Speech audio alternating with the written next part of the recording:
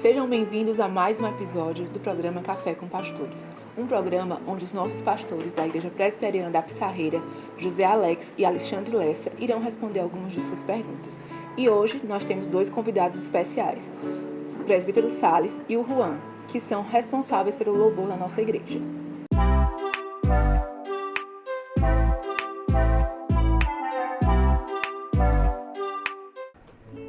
E a pergunta é, nos devocionais individuais, quais os louvores ou hinos indicados? E como é a preparação para um membro da equipe do louvor? Bom, Cíntia, uma boa forma, né, e aqui como homens, né, líderes do lar, fica uma boa recomendação o próprio uso do inário, né? Nós temos a Bíblia junto com o inário e é uma ótima opção para os devocionais, tanto justamente por ser uma das melhores expressões, né, de cânticos ou músicas cristãs que a gente tem. E um outro fator é o fato de ter no índice, né, os temas, e isso conforme ao momento ali de contrição, por exemplo, o momento de adoração, de louvor a Deus, né, tomar ali o sacerdote, né, do lar, tomar ali os exemplos, os temas e assim seguir, né, louvando a Deus com a sua casa e também ir exercitando os próprios hinos que são cantados no contexto da igreja de culto. É uma ótima forma. Os hinos e os cânticos também, não é? Exatamente. Aos salmos que também são entoados, então você já tem uma referência na sua própria igreja daquilo que pode ser saudavelmente cantado. Sim. Né? Então não é por falta de recurso. Na verdade, devemos explorar esses recursos que já estão disponibilizados para todos nós, quer no uso da igreja, né? Ou até mesmo no culto individual e doméstico, como sacerdote do lar conduzindo isso, né? Eu acho que isso toca numa questão que nós respondemos na pergunta passada, inclusive foi uma fala do nosso irmão Juan, na necessidade de produção de conteúdo musical saudável. Pela graça de Deus, nós temos experimentado jovens como o Juan e também outros cantores e grupos que têm surgido, né? Não tanto quanto gostaríamos, né? Porque realmente há uma escassez, precisa-se de mais, né? No sentido de mais gente. A gente tem muita coisa a ser explorada, como o pastor falou, mas temos necessidade de que haja também novas canções, novos grupos, né? Se apropriando da verdade bíblica para fazer essa produção. E aí podemos indicar, né, coisas velhas e coisas novas, né? Para usar o termo bíblico, coisas velhas e coisas novas. Né, presbítero Salles? Vencedores por Cristo. Vencedores por Cristo, Jorge Camargo, João Alexandre, Grupo Logos, Azaf Borba também, Então, Ademar de Campos. São nomes que têm muito material de qualidade. Bons, então coisas antigas, né? Mas tem coisas novas também. Surge a Raquel Novaes. A Raquel Novaes tem uma voz muito suave, uma música bíblica. Grupos como Paulo César Baruch. Projeto Sola, né? Paulo César Baruch. Então, graças a Deus, tem surgido também uma turma nova que tem colaborado na produção aí de músicas que nós podemos usar no culto, mas especialmente aqui no contexto de adoração familiar, né? E para você ouvir também. E tem a facilidade hoje do Spotify e diversos outros plataformas, das plataformas aí que é um pouquinho mais para sua adoração individual, que você está ouvindo no carro.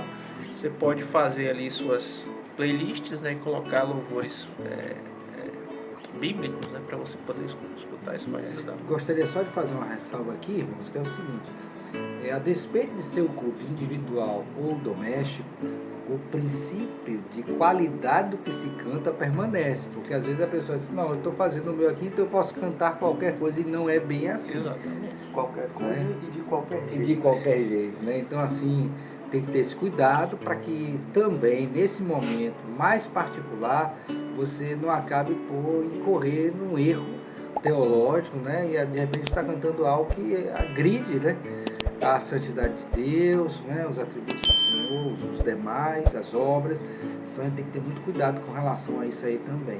Não é o fato de estarmos isolados que podemos fazer o que quisermos, que afinal de contas estamos adorando ao Senhor, né? E a outra pergunta é sobre ser membro da equipe de louvor.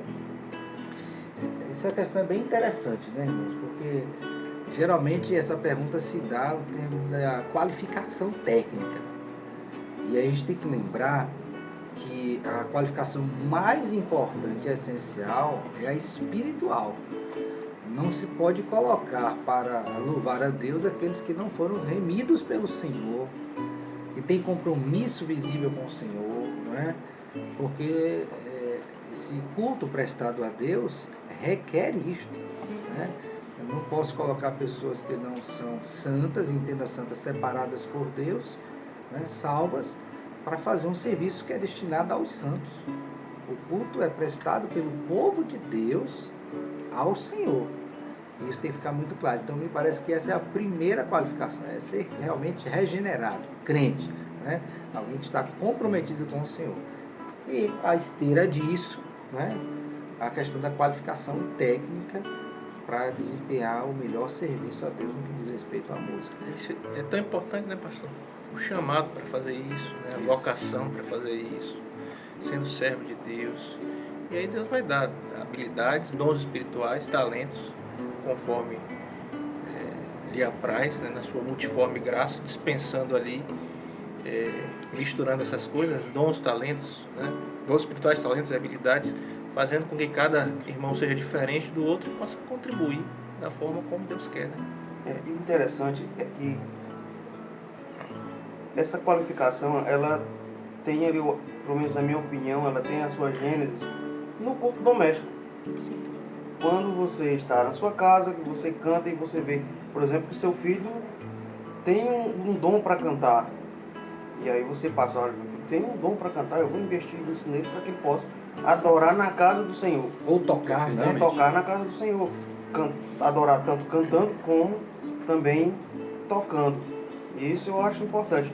Porque às vezes a gente quer dar um salto e começar na igreja para depois descer para nossa casa. E eu acho que para mim é o inverso.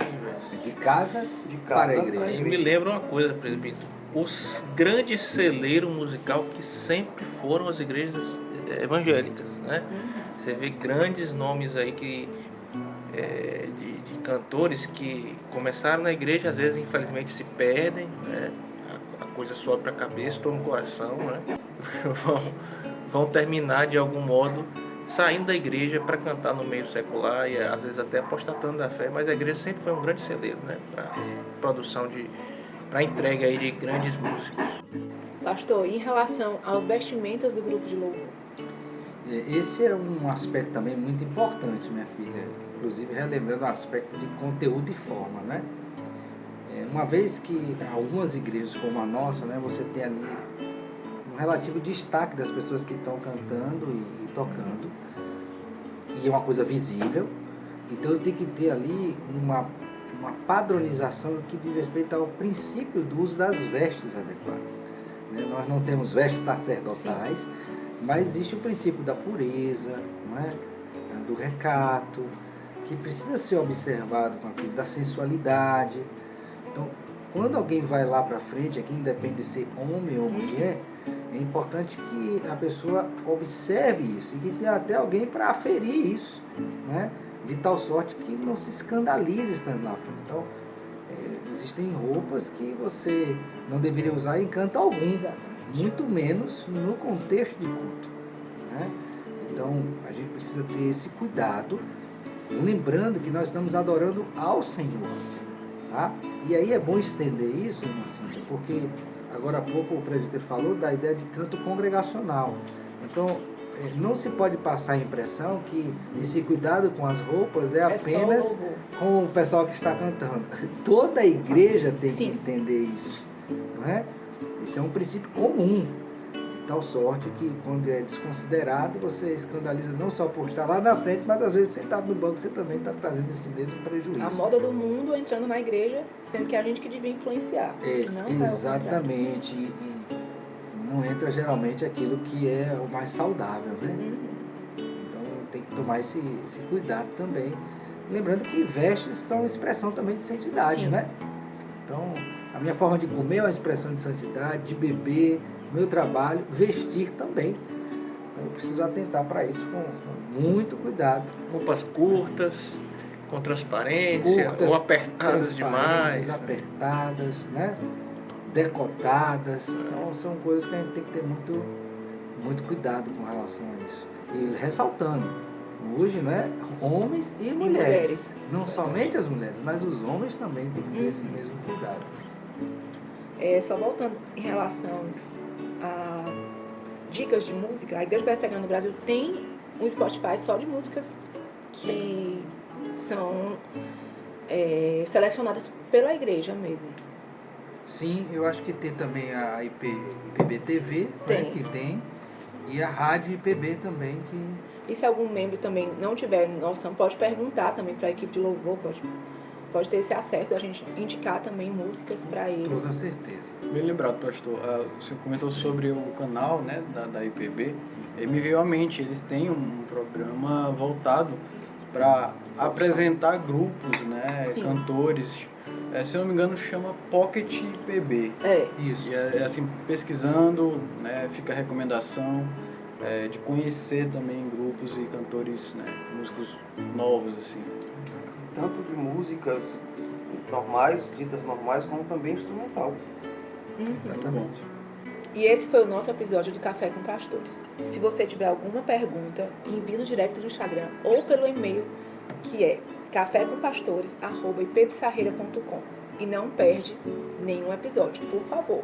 Acessem aí os nossos canais no YouTube, ative o sininho, se inscreva e até os próximos episódios. Até lá. Cante com Mais. entendimento. Deus te abençoe.